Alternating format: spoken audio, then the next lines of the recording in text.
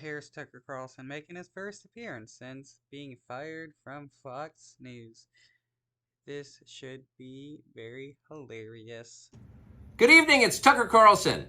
One of the first things you realize when you step outside the noise for a few days is how many genuinely nice people there are in this country. Kind and decent people, people who really care about what's true, and a bunch of hilarious people also.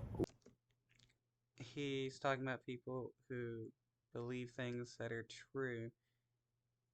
I guess I guess he's not talking about himself because he does not. I mean, he is the guy pushing the election light, even though he did not believe it. A lot of those. It's got to be the majority of the population, even now. So that's heartening. The other thing you notice when you take a little time off is how unbelievably stupid most of the debates you see on television are. They're completely irrelevant. They mean nothing. In 5 years, we won't even remember that we had them. Is he talking about his own debates that he's had? All of them being irrelevant? Trust me, as someone who's participated. And yet at the same time, and this is the amazing thing, the undeniably big topics, the ones that will define our future, get virtually no discussion at all. War, civil liberties, emerging science, demographic change, corporate power, natural resources. I thought you said these debates were pointless and irrelevant. Now they're meaningful? Like, what, you flip-flopping already? When was the last time you heard a legitimate debate about any of those issues? It's been a long time. Debates like that are not permitted in American media.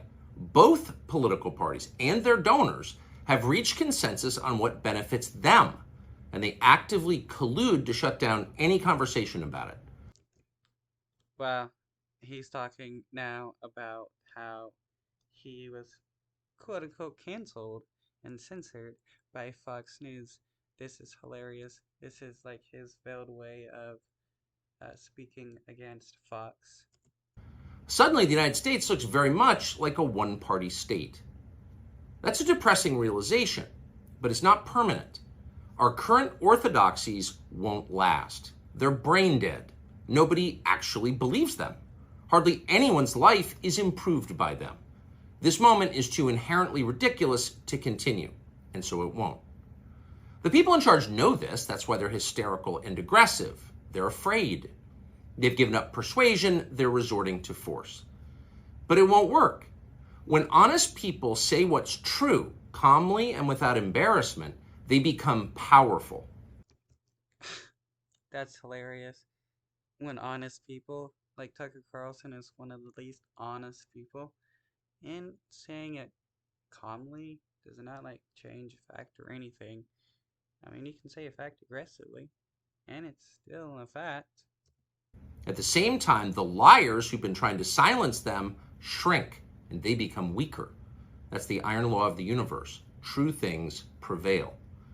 Where Yeah, says the guy who never says anything true. can you still find Americans saying true things? There aren't many places left, but there are some, and that's enough. As long as you can hear the words, there is hope. See you soon.